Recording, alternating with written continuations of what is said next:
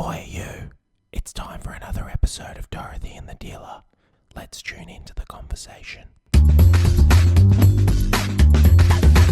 Really? love some of his where he goes off in a tangent and goes, do you know that the planets And then he goes, I just had a fucking handful of mushrooms. They were saying yesterday with his podcast because of the election, and they offered Kamala said that she would do it if he went to her. Yeah. And would only do an hour. And somebody was like, the first hour is just talking about whether you've had ayahuasca. You're only just getting caught. You're only just getting like warmed up at that point. There was no way he could do a thing in that There's time. no way he's going to go outside his comfort zone of where he is. No. And then on top of that, like they were saying, the only reason she would have done an hour or 45 minutes is because that's all she's able to sustain a fucking conversation. He would have absolutely crucified. Oh, yeah. I think the idea, though, was he was intending just to have a conversation, not to make it about politics, not to make it about anything. But the problem obviously. is that when the other person can't actually have a conversation.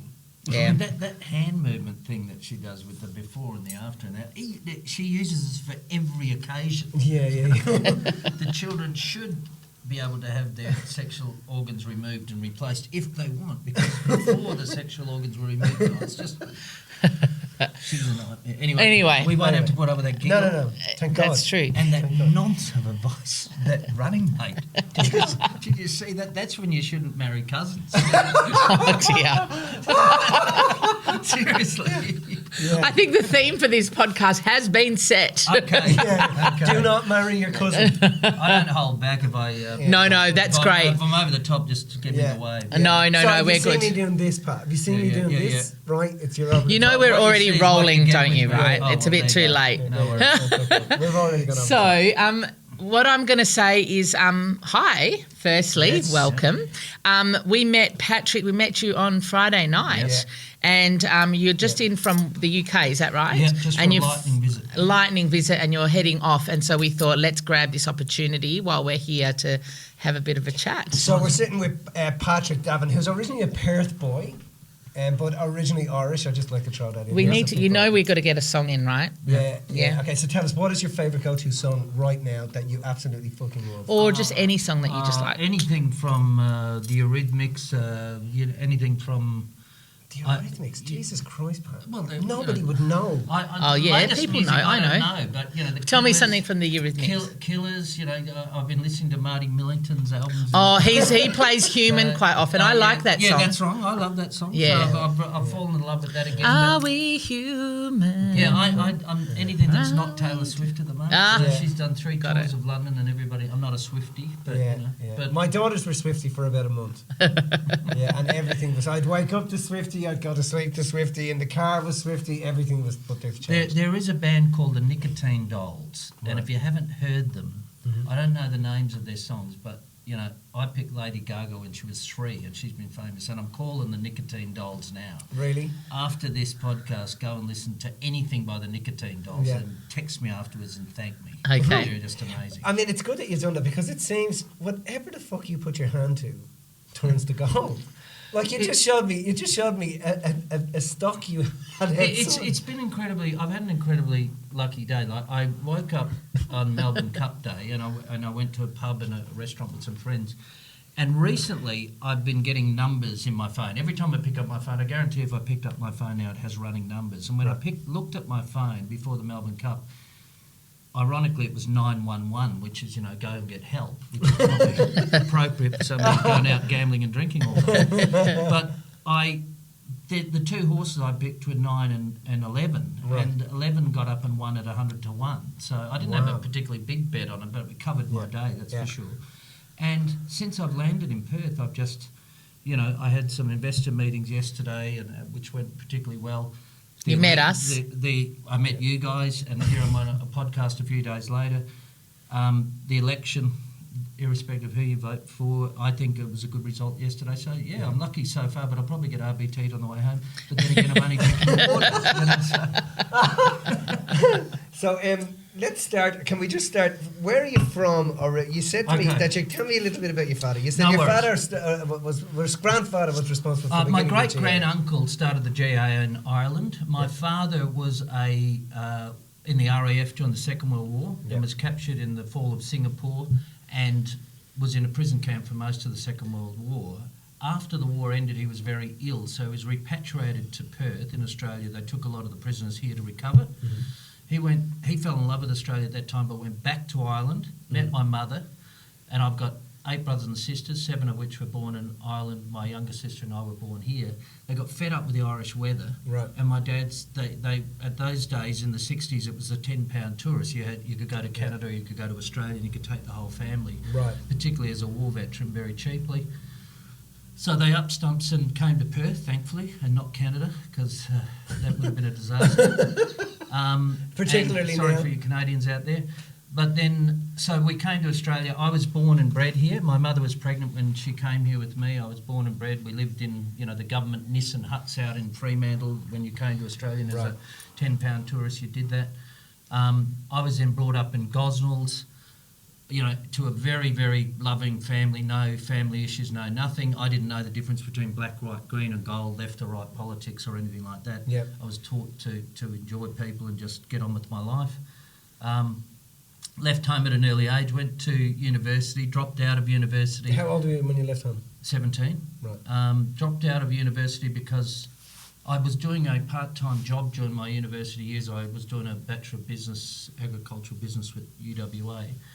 And why did you want to do agricultural business? I was very interested in animals and stuff, and I was putting myself through university by doing wool classing. So I'm a wool classer. I can go and see a sheep, and I can wool class a sheep. Right. Family history is sort of farming, being Irish farmers. And long story short is I ended up getting a part-time job during my university days, and it was an investment company.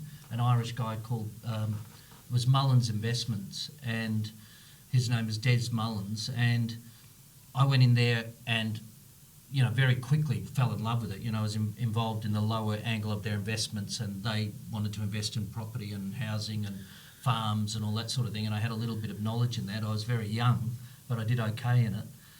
In that period of time, I stayed with them for about 4 or 5 years, earned a little bit of money. In that time, I also met a guy called Trevor Tennant, who's a mining guru in Perth, who used to work for BHP. And he became a bit of a mentor to me, if he sees this. G'day, Trevor. And I sort of learnt the ropes in mining. He then started a mining company called Consolidated Minerals, which was mining and exporting chromite iron ore to China. And chromite, manganese and iron ore is what's used to make stainless steel. So China was the big customers. Right. I was about 25 at that stage, and they said, look, you can talk pretty well, so we need somebody to go to China, go to Japan, go to wherever. I mean, I was in Egypt for a while, to sort out problems, because when shipments go abroad, typically you get paid 90% when it leaves, and then the 10% is paid when it arrives. Right. And in those days, the modus operandum of the Chinese, the Japanese, and the Egyptians was just keep the 10%, which in many cases was the profit on the shipment. Right. So they would send me in there as a young guy to go in and negotiate where angels fear to tread. I was in the Sinai Peninsula in a whole lot of horrible places, and I would always come back with the money or a portion of the money. Right. But in doing that, I was making them a lot of money, but I was actually putting my life in risk. I remember flying into Egypt once, and the Australian government met me in Cairo and said, I was travelling with a military convoy into the Sinai Peninsula, where I had to spend 3 months in a place called Abu Zanima. Have a look at it on a map. I thought it had ATMs and people. literally had camels. Oh my goodness. So they said, look, if you go in there and you go missing or you're captured, or this is when there was trouble in the Middle East, we're not coming looking for you. And so you're going in of your own accord. So they must have been paying you like a bazillion fucking dollars. No, I was getting paid well, but I wasn't getting paid a gazillion, and I was only in 26, 27. At that age, you still feel like you're pretty old, but in those days, I just, I was wet behind the ears. Yeah, going home. But I went and did that, survived Abu Zanima, but when I flew back, it's the only time I've got out an airline. Honestly, it was Singapore Airlines, and the carpet has got 3 layers of chewing gum on it, and I bent over in the airplane and kissed the carpet that I was getting out of Egypt. Really? Oh, Jesus, what a country. Sorry, Egyptians.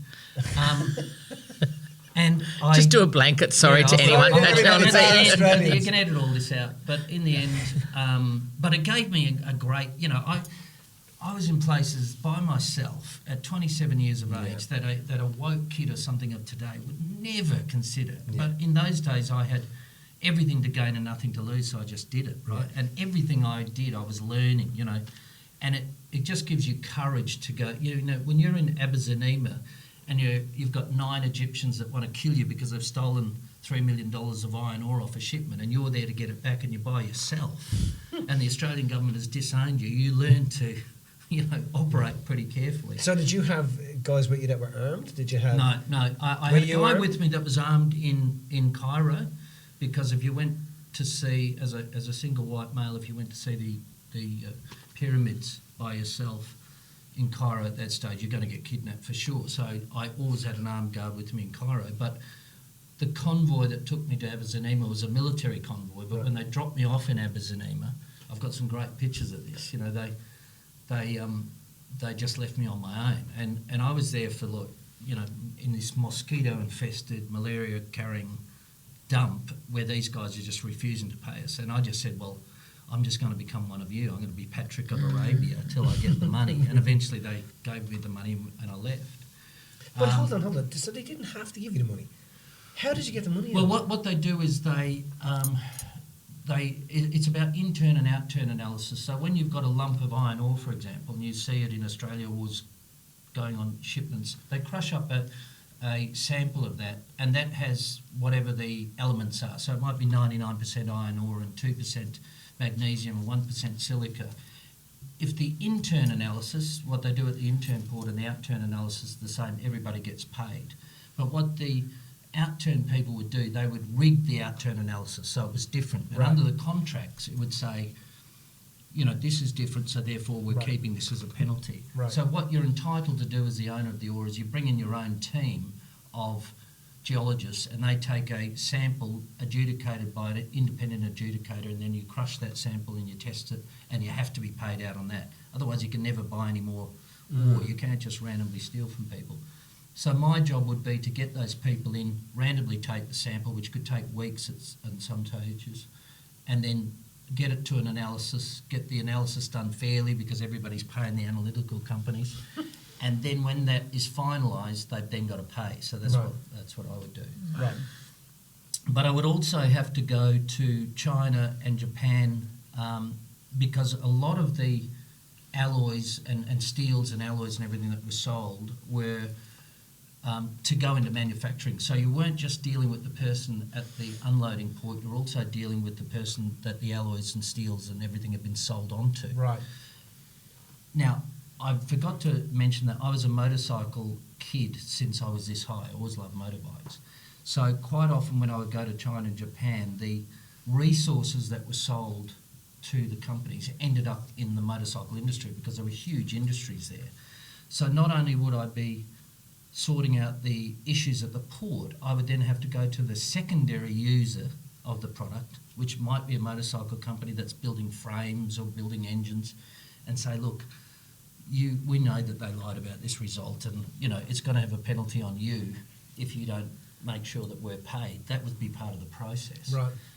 But in doing that, I noticed, and by this stage I'm 28, 29 years of age, and I noticed that there was a bit of a gap in the industry for somebody to manufacture motorcycles, because I was dealing with a lot of the motorcycle companies, and I said to the Chinese in particular, do you ever export? And they said, no, our quality is never good enough to export. So I sort of framed that in my mind. I thought, if I get a chance, I'm going to come back here and try and build a quality motorcycle from China and then take on the Japanese at their own game, because the production costs in China were much less. But in the interim, I didn't have that much money to go and start that company. But I found in Australia, there was up near a town called Newman in Western Australia, there was an abandoned mine site that did stuff called chromite. They mined chromite. Now, to make stainless steel, if that didn't have chromite on it, it's not malleable. You can't. If you have steel and it doesn't have chromite in it, it won't bend, or magnesium, it won't bend, it'll just crack.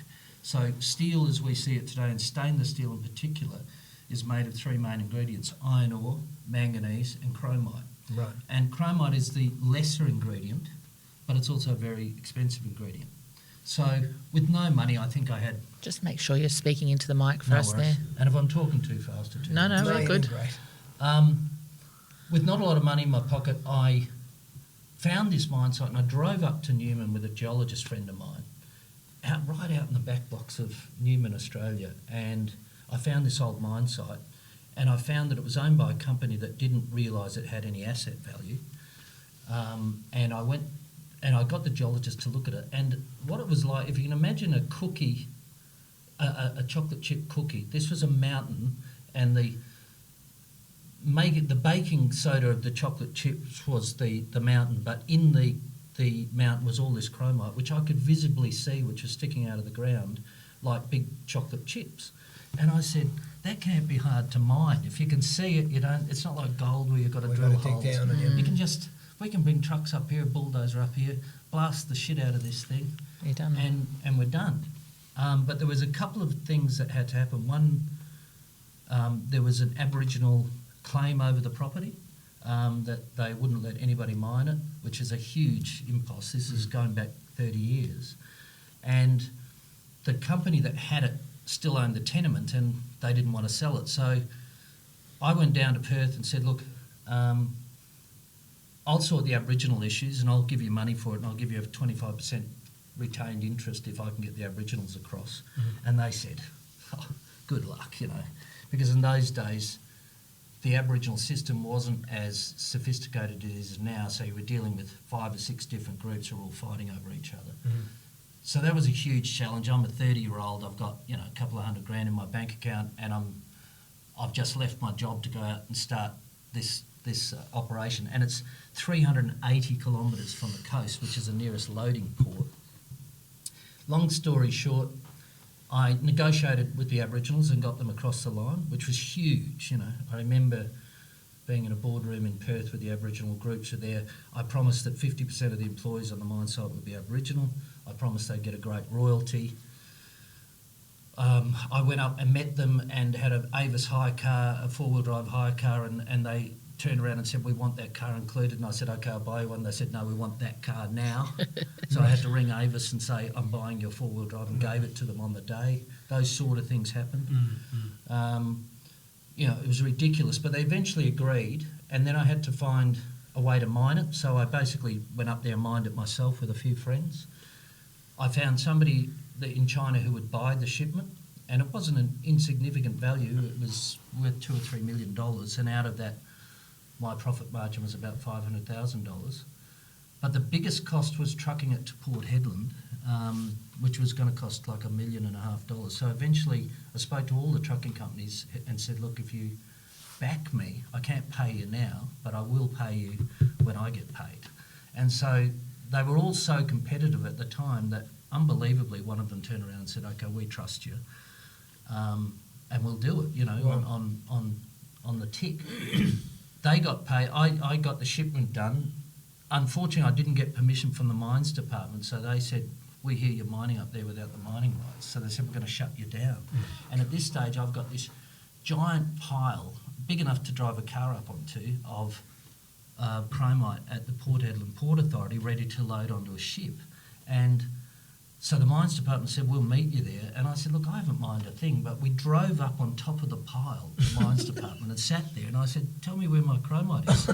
And they thought they were driven up on a big pile of iron ore because it looked the same. Oh, my God. So I said, you can't accuse me of mining when I haven't started mining. They were actually sitting on top of the pile of stuff that I dug up. Hope nobody's listening. No. Well, it happened. It's history now. I paid all the mining fees and everything subsequently, and we did many shipments after that. But I ended up getting that shipment away, paid everybody, and then we did about 5 or 6 shipments, and I made a few $1 million out of that. And then I sold that whole business, lock, stock and 2 smoking barrels, to Consolidated Minerals, who was a big mining company at the time, and they gave me shares. They were publicly listed. It was a guy called Michael Kiernan, and basically that gave me enough money then to, go and start my Vermoto company, which was the motorcycle company, so I had the capital to go and do that then. So V-Moto, where was your first? Did you first start supplying? Was it West Australia? Yeah, because I was with Nigel Joyce. Do you remember Nigel? Yeah. I was with Nigel on the weekend. He goes, "Oh yeah, I know Patrick." Yeah. Nigel Joyce, he was a very successful guy in his own right. He's my neighbour. He was our distributor. He used to be Midland, I think. Yeah, he had a Suzuki shop. KMX, and he ended up with Harley. He was a great, actually, as a neighbour. I'm very close to him. He's a really, really good guy. So I took a photograph at the thing on Saturday. I didn't recognise him. Obviously, it's been 30 years, but. So yeah, tell us. So Moto, then I took an old Vespa to China and said to them, "Look, can we make a copy of this?" And the Chinese said, "Yeah, we can do that."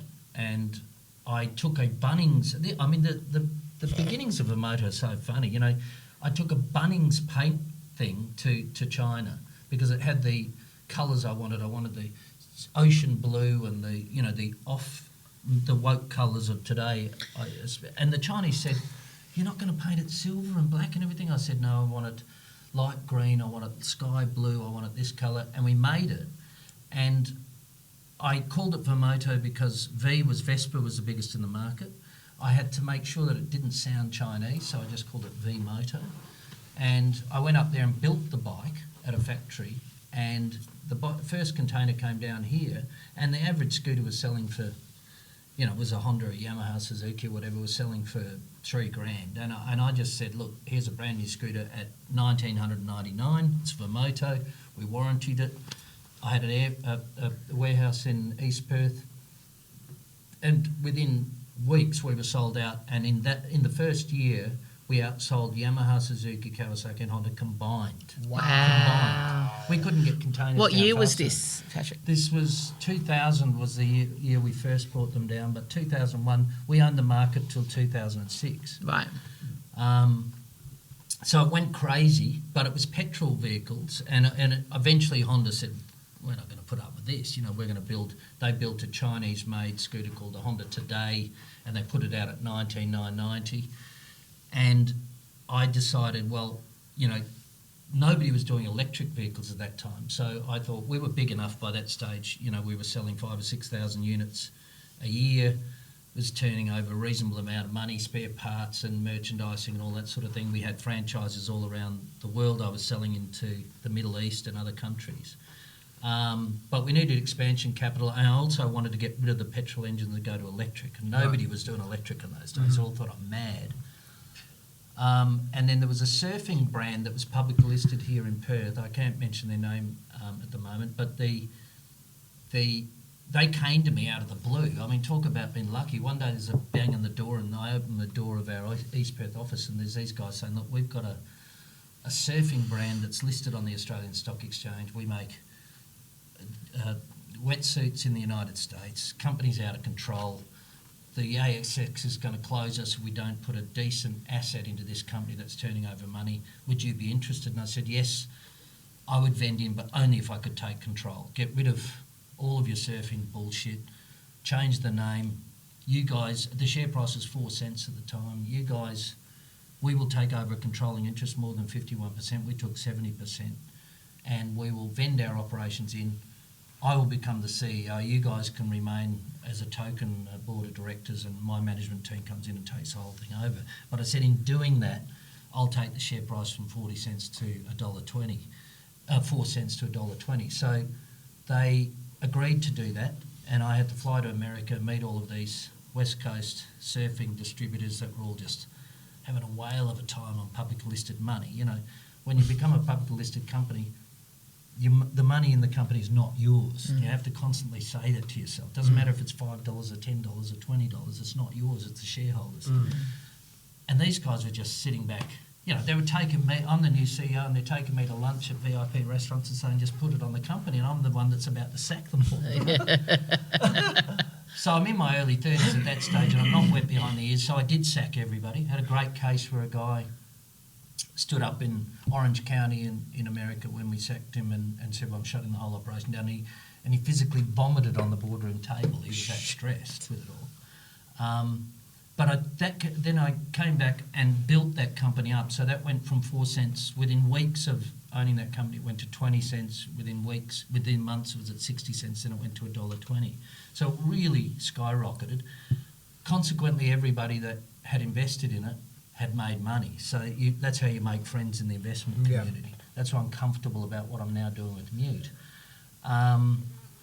But that was also a really big struggle because it became very, very big. I built a factory. I bought land and built a factory in Nanjing in China, a huge factory, 30,000 square metres. Wow.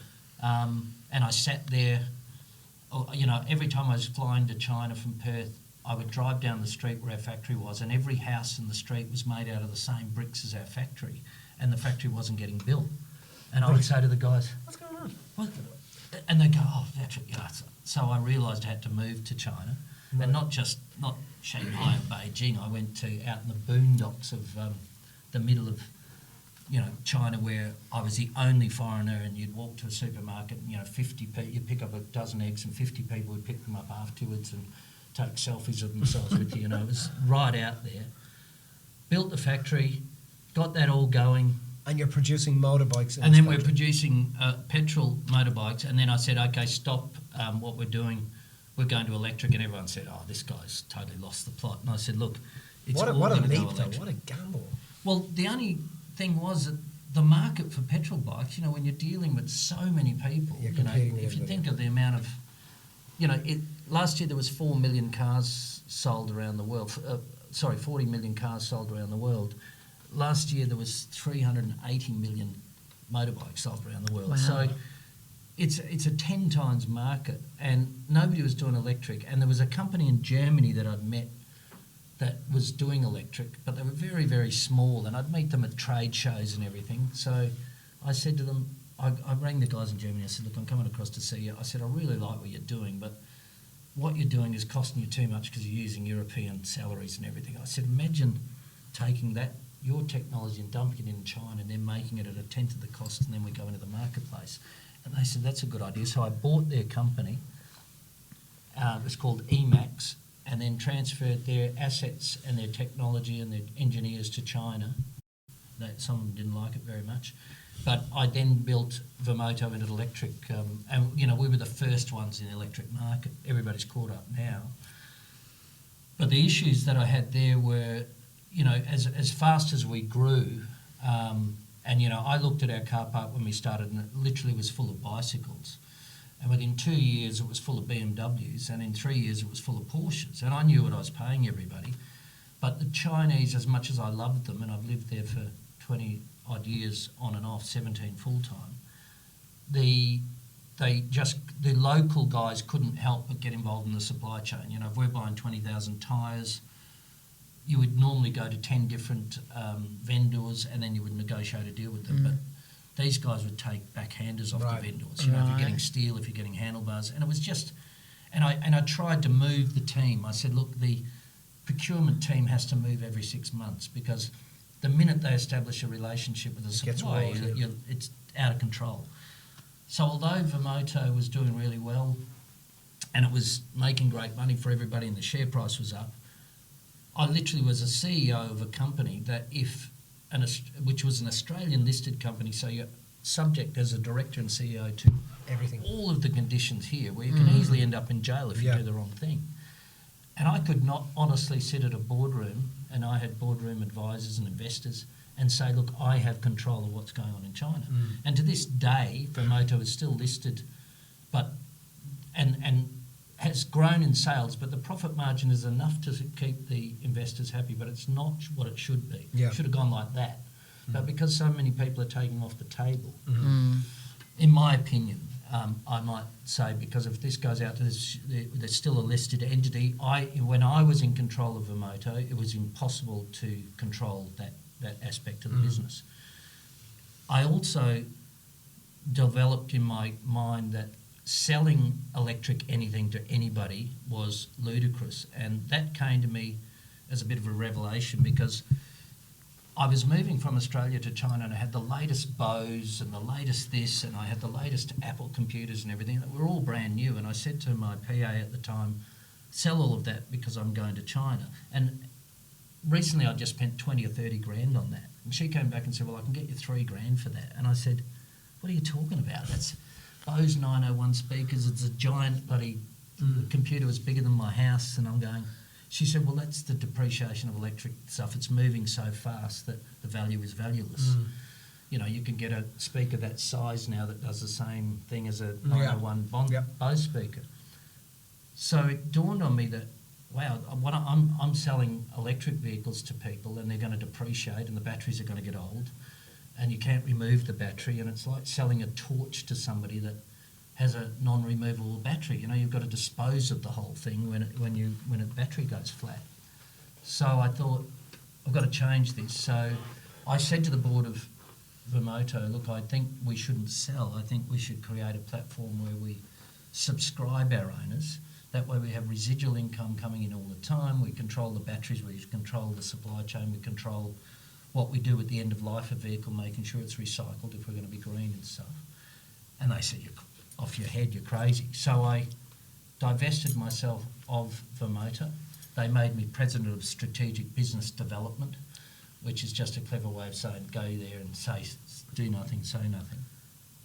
And I started MUTE, which is Multiple Urban Transport Evolution, and electric vehicles are MUTE, so the acronym was there, so that's why I called it MUTE.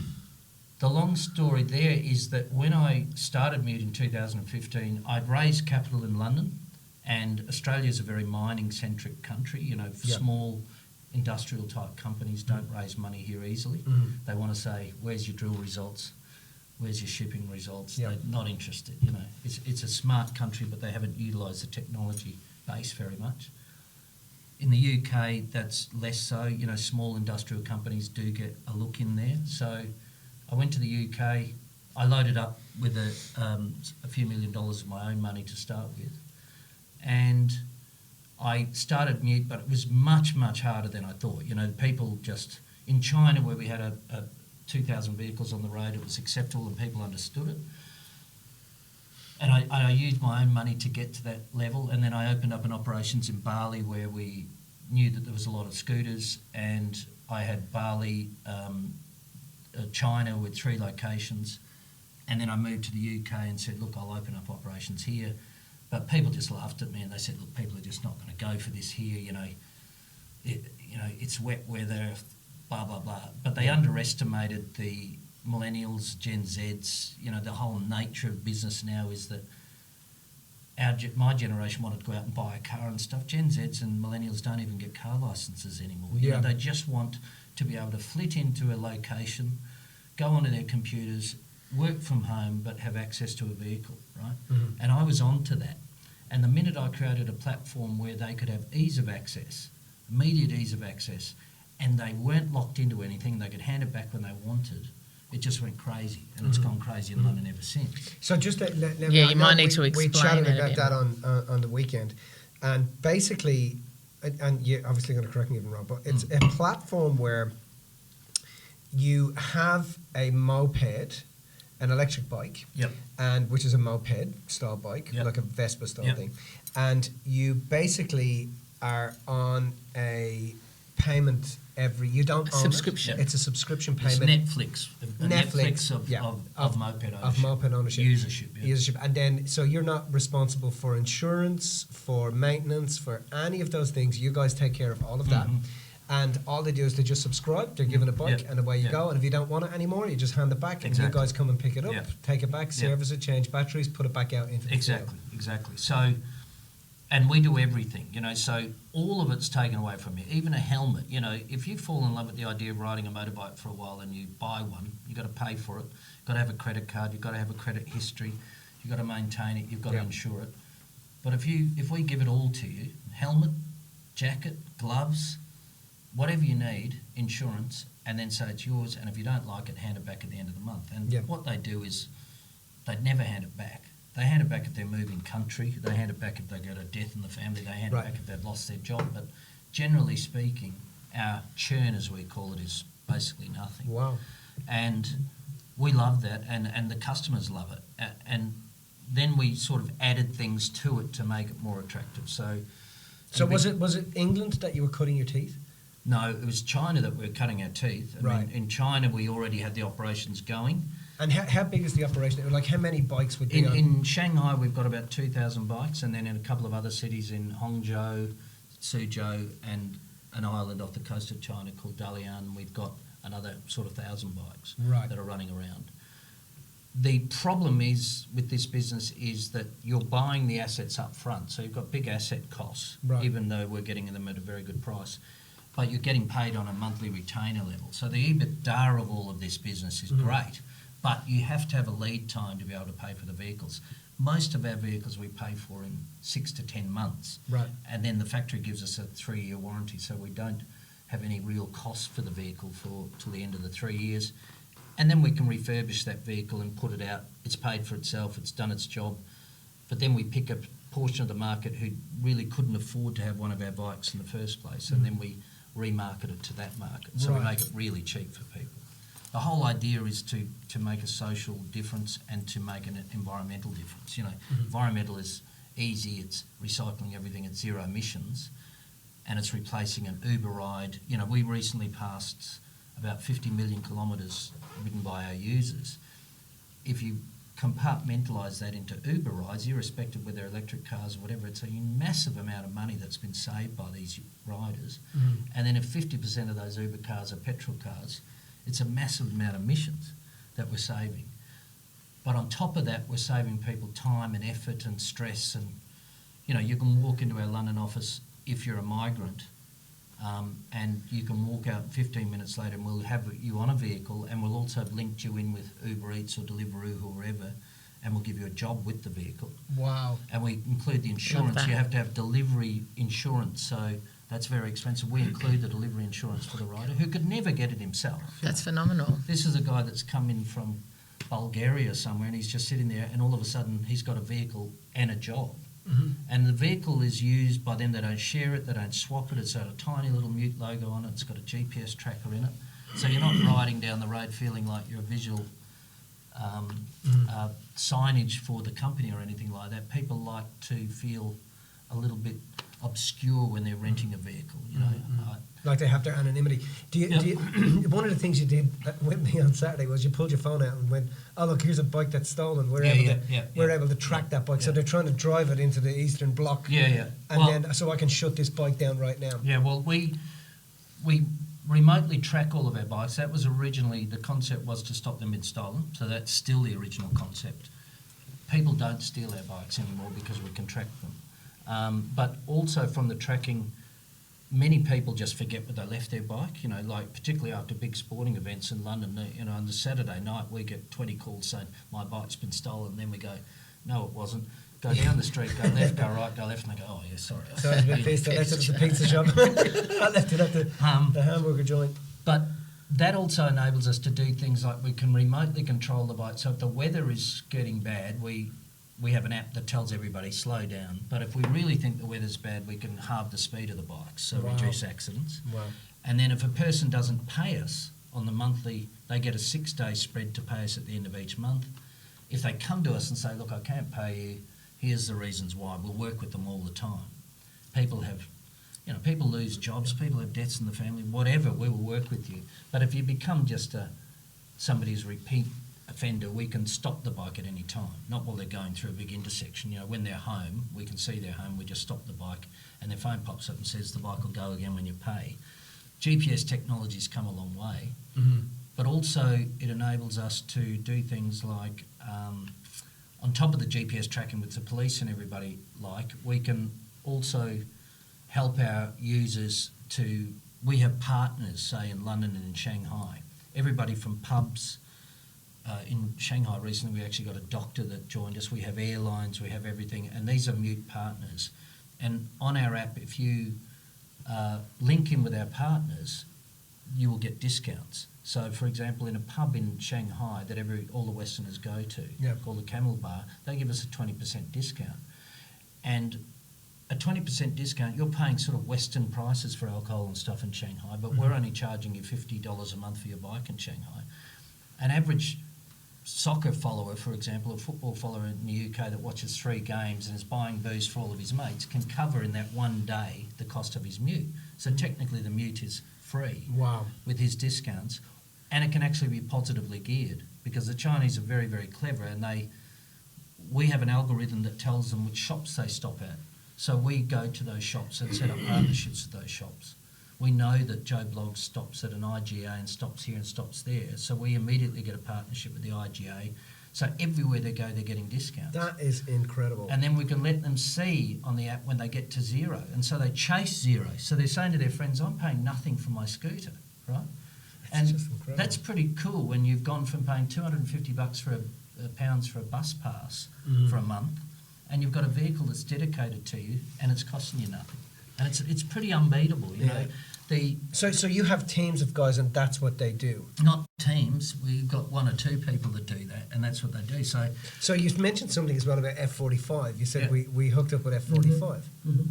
And just it's the same deal. F45 in Shanghai, and a number of gyms in Shanghai. You go there and we all know what an F45 membership costs. And if you're going to F45 every day, I think with F45 we only get a 10% discount.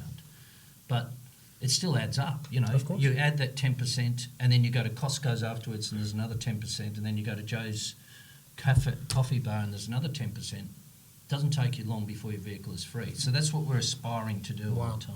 That's Fantastic. phenomenal. I love that.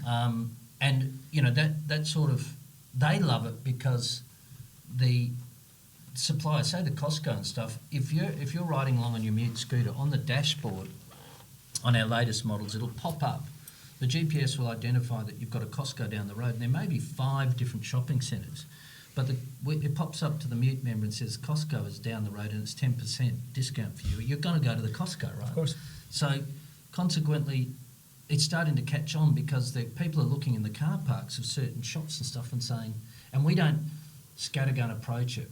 We selectively pick people. We don't get 5 chemists in a street and do 10% discount on all of them. We pick 1 chemist in the street and do that.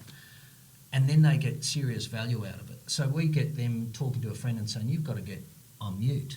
And that's what's starting to generate the momentum, you know, of Mute internationally.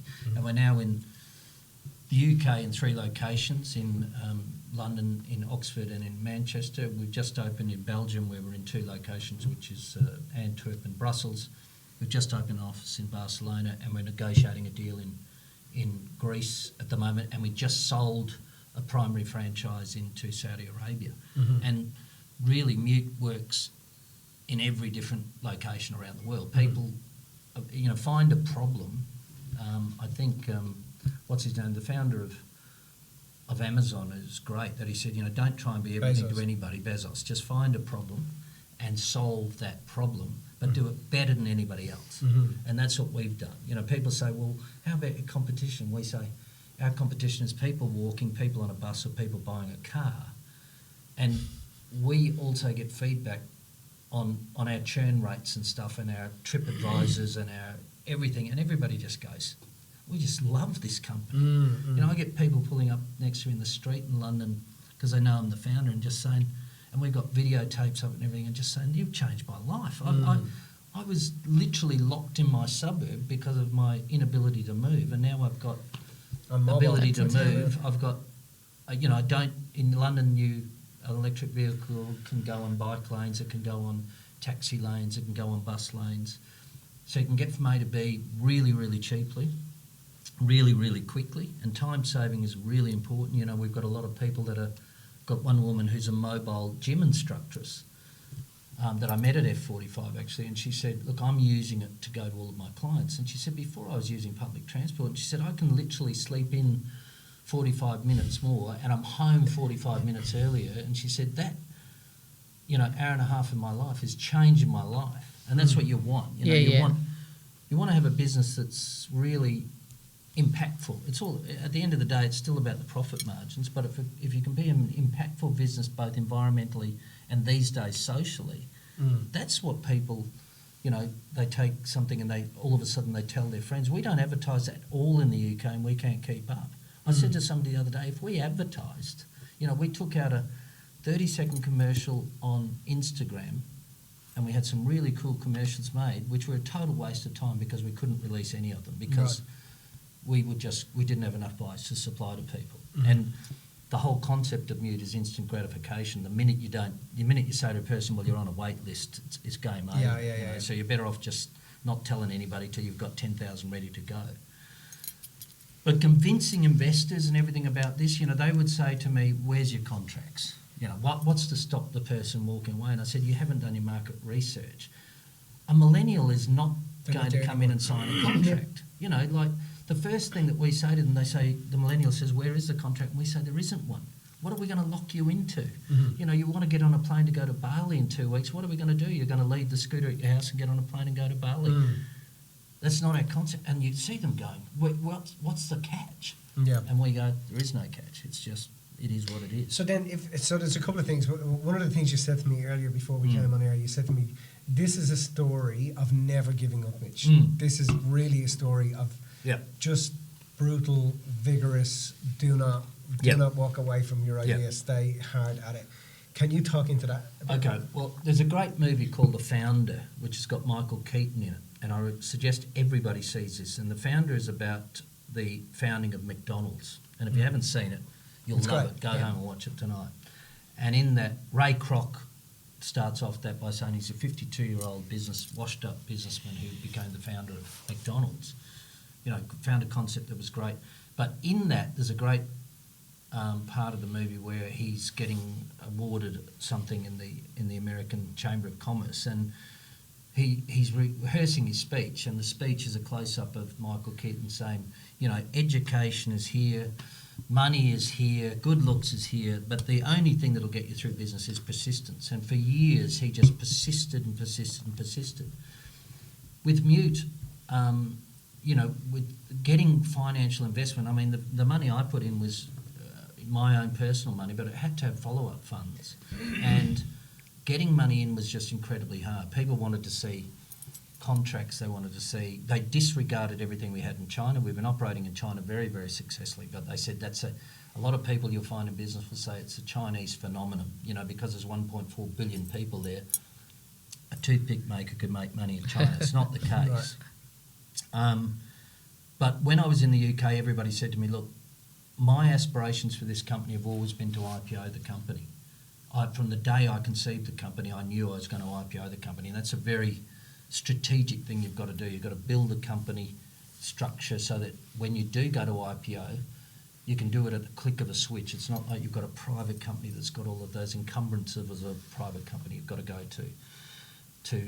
It makes it very easy to go to a public company. So I have to go and speak to investors, and I do on a daily basis. I did yesterday, I've got to do later today. And, you're trying to convince them that there's a window of opportunity in this market, and huge scalability in electric vehicles. But they'll hit you with things like, if it was good, why isn't everybody else doing it? Why isn't Bezos doing it? Why isn't Amazon doing it? Why isn't Uber doing it? I don't know why they're not doing it, right? And if you're successful, they're going to copy you. Well, if they copy us, great, because that's the biggest compliment you can get. But it's very, very hard to get people. And what I've had to do, I thought that the investment community would be impressed that I had built this company in China. I've got a great track record in the industry. I've taken a company from 4 cents to $1.20. But I landed in the UK just as COVID hit. And so we had huge issues in China because we had 2,000 people that couldn't ride their scooters because the lockdown in China was very, very vicious. It was literally a police tape across your door. So I ended up, saying to everybody, we're going to give you 5 months off your scooter. So we lost 5 months of revenue, which is millions of dollars. But I donated all of our scooters to the nurses and the police of China. So I didn't just have them sitting around. I said, look, they're for your use as essential workers. So when COVID ended in China, we had this huge influx of customers because they all said, and also put us in good standing with the Chinese government. But I was landed in London. I had no headquarters. I had no staff. I couldn't do a thing. And I was trying to say to people, the investment community had said, well, if you come out of China and you come to a sophisticated first world country, we will support you. So I had to wait for that lag for COVID to get over. Then I had to set up the operations. Then we were too small, a couple of hundred scooters in London, wasn't big enough to entice investors. And then they said, look, if you opened up a few more cities in London, we'll invest in you. So I opened up Manchester and opened up Oxford, went back and they said, it could be just, you're here in London, so it's getting all your energy and so it's successful in London. So could you open up in Europe? So we went across and I opened up in Belgium, and now we've got operations in Antwerp and Brussels. Not a lot of scooters, but about 500 scooters, growing very, very quickly. And I also opened up an office in Spain because the weather was better than Brussels, and I knew that if it worked in Brussels, it worked in Spain. It's a very cookie-cutter approach. Right. It's not Einstein's theory of relativity to go and now replicate what we've got in various countries. But I still couldn't get investors. So I would get the odd small investor, like 10 or 15 grand or 20 grand. It just wasn't enough, and it wasn't enough to scale. And although our, EBITDA margins and everything were great, if you're trying to scale and you're trying to borrow money and you're trying to go forward, you really need a big investor. Mm-hmm. So you go and get advisors and you get lawyers and you do pitch decks and you go into the marketplace every single day. And I would have pitched Mute to over 1,000 investment groups, whether through whatever, over the last 3 or 4 years. And all of them would say, look, Patrick, we're interested in this, but it just needs to have a bit more scale, and it has to have a bit more this and have a bit more that. But there was one group which is called Tribeca Corporation, which is a huge fund in Australia, over $3.5 billion in under management, primarily invest in mining industry and stuff, but are also, I think, wanting to be seen to be a little bit green and take a little bit of adventurous investments in people like Mute. Mm-hmm. They took a small investment in us a while ago, and while they were interested in us, they were monitoring us, they hadn't really gone in for a big chunk of us. But recently, just before I came to Australia actually, after thousands of pitches, and also going back to them a few times and saying, look, to be perfectly honest, your initial investment in us is at risk if there is not a follow-on investment. Yeah. If you look at Elon Musk, Tesla was moments away from bankruptcy, and they got, I think, $20 million injected in them on Christmas Eve in 1996. All their cars are going on fire around the world, but that investment has gone on to be, for those investors, has gone on to be a $2 billion investment.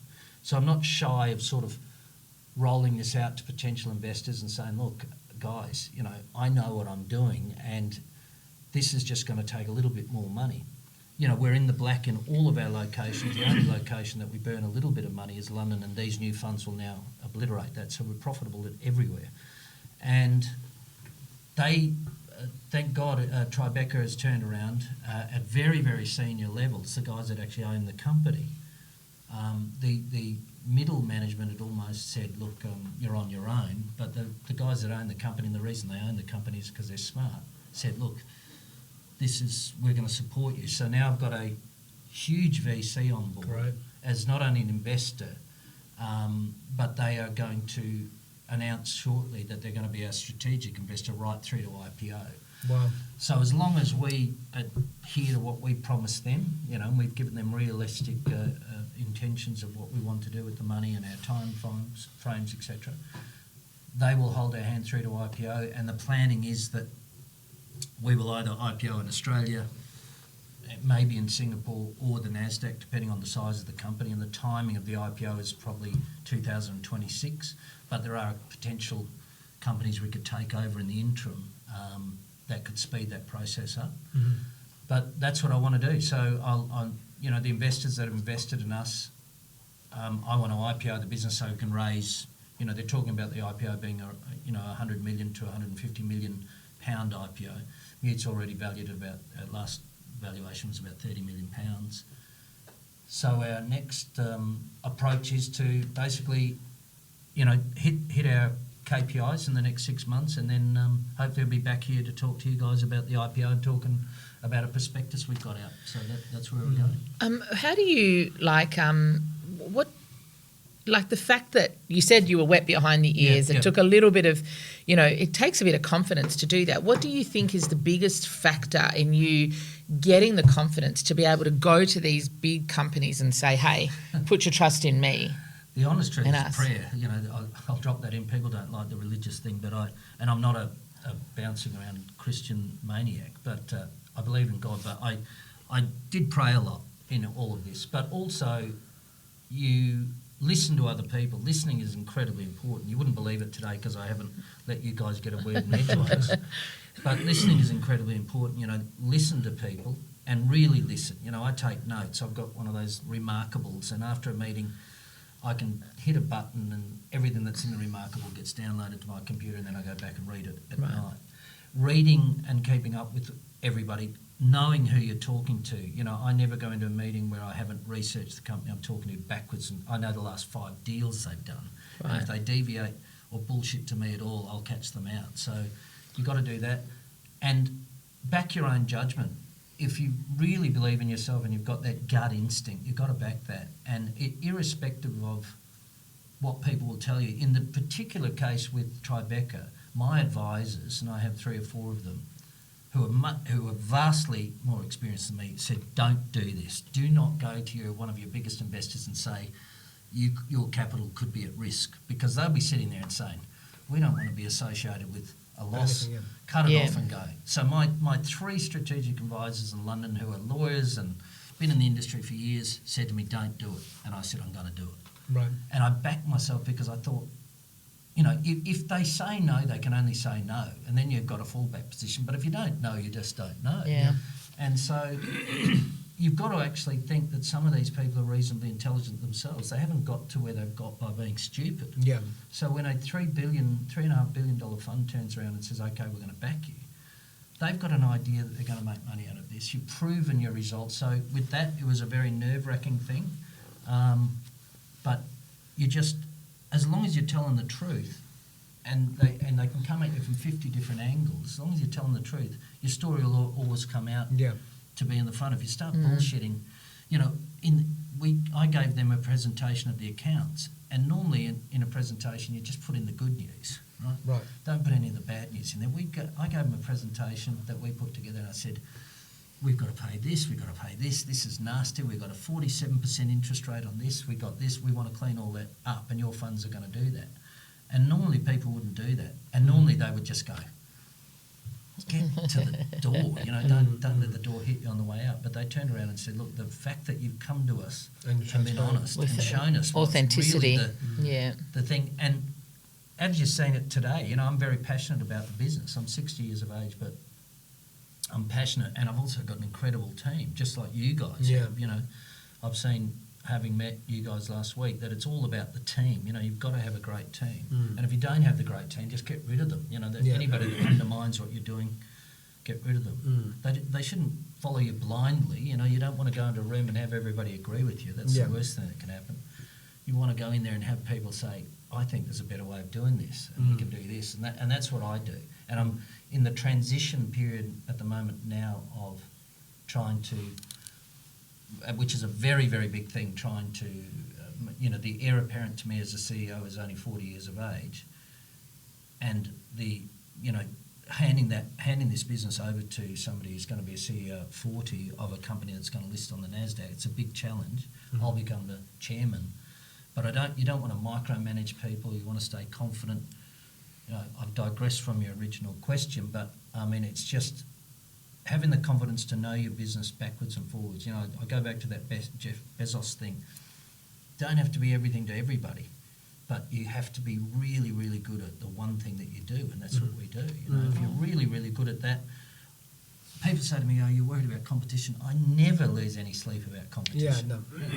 Competition's a great thing. Yeah, and if it's there, the market is huge. You know, I've just said that there was 350 million two-wheel vehicles sold. You know, that there could be 50 people doing mute, and there's still a room in the market for that. I don't lose any sleep over that at all, because I just know that what we're doing is better. We're always thinking ahead. Have you noticed any competitors start to come up and started to... Not really, unless you've got... But really, you know it's coming, right? Yeah, it's coming, but you need... The competition would normally come from China, but the Chinese are never going to have that approach, the empathy that you have to have for people in this business in foreign countries. The Chinese will just be driven by numbers, which in China works fine, but it won't work elsewhere. You know, you've got to have empathy for people. And from local people, competitors in various countries, they don't have the 20 years knowledge that I've got of China. So they're always going to come in. You know, the mayor of Shanghai rang me recently and said, Patrick, I need you to come to a conference with me in Italy, you know, just sit next to me and just so I can tell them I know a foreigner. Those sort of relationships are really, really important. Yeah. You know, people have said to me, you're worried about the really big guys doing it, you know, Elon Musk and all that sort of thing. If I had Tesla, I would have never sold a car. I would have just sold the rights to the car. You know, I would have done exactly what we're doing in Mute. I would have said, because you can then manage the battery recyclability and all that sort of thing and just have an ongoing lease program for electric cars. It shouldn't... Ongoing cash. Yeah, otherwise a car that's 3 or 4 years old, the depreciation of an electric car is so massive. Which we're seeing, yeah. They're worthless. You know, Hertz just sold 3,000 of their Teslas because, you know, the batteries don't come out of them. And, you know, the latest cars out of China, there's a company called NIO, which has a Tesla, but you don't buy the car. You buy the car, but you lease the battery. So the car's a third of the cost of a Tesla because you don't buy the battery, which is the biggest component. But you just drive into a station and in 3 minutes it drops the battery and the battery of the car is replaced and off you go again. Very and you're clever. 250 kilometres from any station. Thank you. So, you know, competition could come, but I'm not scared of it at the moment. And, you know, if it does come, we'll just handle it when it arrives. So you guys list, what's the vision after that? Do you want to sell out to one of the, no? For me, it's not about the money. It's about the listing will enable us to raise a lot of capital, and I want to go into the US markets. Vermoto is now selling all around the world, and I was at a traffic light in London the other day, and there was 5 or 6 scooters there, and I looked across and it was Vermoto, Mute. And I thought, this is pretty cool. And I'm Very sitting cool. at a traffic light in London, and every scooter there was a brand I created, Wow. right? Now, you give yourself a little bit of a pat on the back when you ride off on that. And they're all electric, you know, all silent and all going off. And you want to sort of grab the rider, little Indian delivery rider, and say, I created that. Hello. What you're bloody talking about? Yeah, exactly. But what I want to do is I want to take it to the US because the US is very fragmented. It's a late adapter to electric vehicles, but it's absolutely where it's going. And you could go into, so if we raise 50 million through the capital raise, 50 million pounds, I'll allocate, you know, 30 million of that to go in and launch into the US. And then all of the shareholders will get a great return on their investment. And then I'm just going to step back and, you know, we have programs where we're planting trees. You know, I was in York on the weekend where in 2005 we bought 1,000 trees that were this size. Yeah. And for every mute that goes out, we plant a tree. And in those days, the farmers were suffering from erosion. So I went to one of the farms in York, and the guy said, I made an appointment, and he said, mate, only 80% of your trees survive, but come and have a look at them. And these trees have now gone from this to proper trees, right? Yeah. And he said, have a look at what's happened to the environment here. He said, it's totally changed. He said, you did that. And he said, when we planted those little trees, we thought, no way were they going to survive. And so every mute customer gets a tree planted for them. Every mute customer gets told where their trees are planted and how that's affecting to offset the emissions of the vehicles been made or charged. And people do that all the time, but they bullshit about that. You know, I've got pictures on my phone right now of me standing in this bloody forest that has been created by mute and stopped erosion and a whole lot of other things. You know, that, like, I'm sitting here, that's fucking incredible, Pat. Like, that is really, really incredible. Like, to be able, that size and that immenseness of vision is just fucking enormous. Well, thanks for that. Yeah. But I mean, it's thinking outside the square, and we're constantly looking. You know, you talk about competition, and I mean, what's the competition going to do?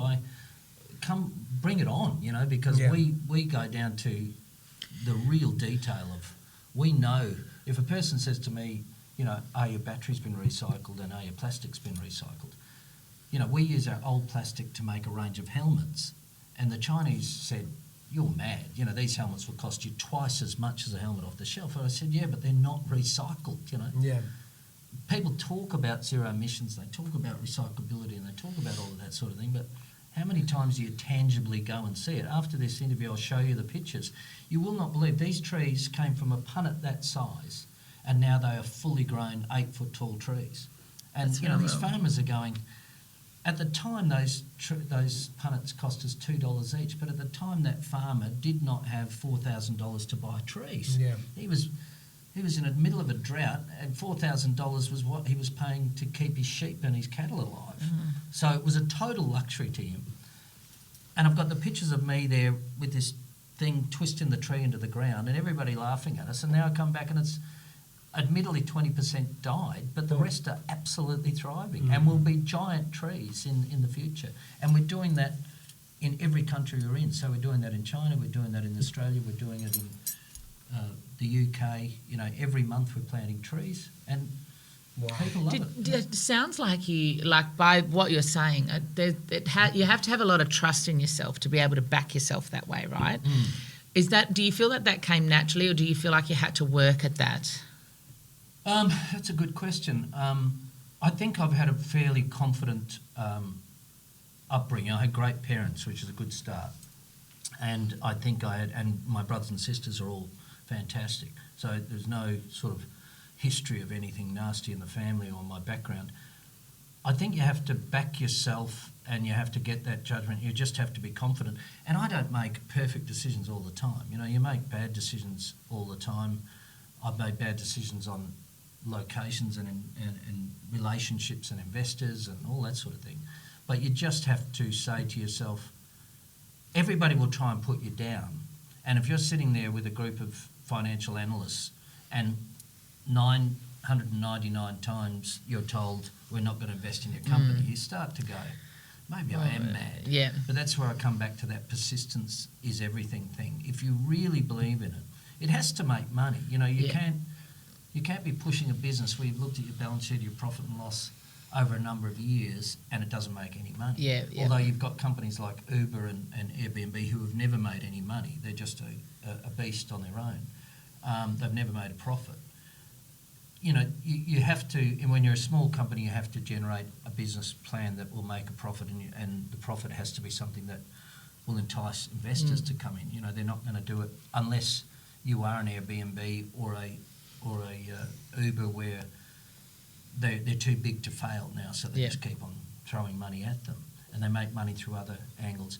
I mean, So I'm Patrick. I live in Dublin, and I haven't got your bikes there. Yep.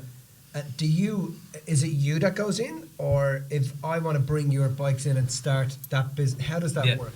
Like a franchise, you mean? Yeah, it really works. We keep track of every location around the world, and we have a lot of inquiries from Dublin because the Dublin people, the Irish come to London on the weekend, they see a mute and they say, well, it'd be great. But there has to be a certain population size. Dublin would be okay. You could do it in Dublin. You've got to really weather issues there in Dublin because it's as horrible it is in London, it's even worse in Dublin. Then we look at, you know, we do a study of the whole demographics and how many people are using public transport. We just don't go in and say, you know, people get over enthusiastic. The other day I told you we sold a franchise into Saudi Arabia. That guy just came to London and said, this is going to Saudi Arabia. And when I did the stats in Saudi Arabia, I said, mate, you know, there's not a lot of people getting around on scooters in Saudi Arabia. He said, yes, but it's the future, right? And I said, well, if you want to do it, no worries, no skin off my nose. I was never going to open in Saudi Arabia. So, yeah, we don't let people become idiots of themselves. We will do the research for them and say, look, we know all the stats on public transport, car sales, electric adaptability, the government legislation in that particular country. And then if the person comes back and still wants to do it, we then have a look at them and say, what's their history? Have they, you know, open up a pizza bar in the middle of some place that wasn't successful or whatever? And then if they still want to do it and they tick all the boxes, we'll then work with them to do it. You know? And then, so, because the first place that comes to my mind is, where do you think? India. Shortest book ever written is Caucasians That Made Money. I'm not going to say the one you said to me on the weekend. No. I laughed so many times. India's now the most populous country in the world. It's just overtaken China. but it's very insular and it's almost impossible. They have their own manufacturing processes there. They've got a company, I forget what it's called, but they make millions of scooters. It really beggars to, but India is a country that if you went in there, they would just, the copying of you would just pop up everywhere and it would just become a mishmash.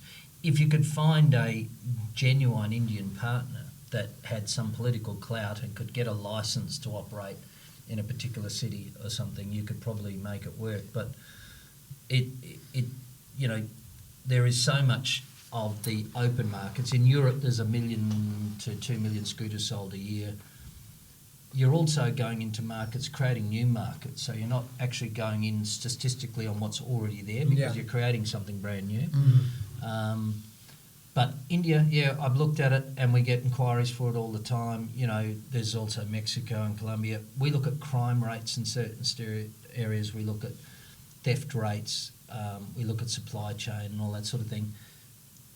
It's still a very, very early, nuanced business, and so the Indians are making bikes, but they're not of a quality that we would accept because, you know, if you start having breakdowns and issues with your bikes, that can eat in your profit margin very, very quickly. Chinese are very, very sophisticated. You know, the bikes we use are the iPhone of electric scooters. You know, we set them out and the person comes back to get their brakes checked and their tyres checked when we tell them to, but other than that, you never see them again. And, you know, they've got things like dashboards, so, you know, you're pulling up at a traffic light and then it pops up and says there's 5 partners near you and these are the specials for the day. And then as you go again, that drops off your dashboard, tells you all about your green mobility on your dashboard and all that sort of stuff. So it's quite sophisticated technology, and India still isn't there as yet. Yeah. So then finally, we'll finish on this. I'm an investor. I've got money and I want to invest in the IPO, or I want to invest in the stock. Where do I look? They come directly to me. What we're doing prior to IPOing, we're allowing people to invest in the company through what's called a convertible note or a convertible debt. And the way a convertible debt works is you loan your money to the company for a period of 2 years. You get a interest rate or a coupon rate of 12% on that money, which is much better than normal bank interest, or it was, but and now that Trump's in, the interest rates will come down further, so 12% is a really good interest rate. But after 2 years, you sit there and it's a loan to the company effectively, but at the same time we issue a share certificate for you, and that share certificate is a 30% discount to the current value of the company. So the company was valued at 30 million recently, so if you got shares in it, it would be at a 30% discount to the 30 million. You're getting your interest, and then at the end of 2 years you can then turn that into fully paid shares in the company and take your interest back. Or you can turn around and terminate the agreement. If we're not doing the right thing, we haven't invested your money wisely, you can take all of your money and your interest back. So it's a really good way. It's a new age way of getting investors in that are not fully invested. They can watch the company. They get all the reports on the company, and we report just like a publicly listed company. We're a private company, but we do a quarterly report and an annual report and a 6-month report to all shareholders, convertible note holders, whoever they are. So there's no question mark over what we're doing with the money. And if a smart investor comes in, you know, they've got a convertible note, they've got great interest, they've got 10, 20, 30, 40, 50 grand in the company, it assures them that they're going to get in at the IPO level. Because an IPO, you know, if we're going to IPO and the value of the company is 30 million and we're going to go to IPO, it's going to at least go to at least 250 million.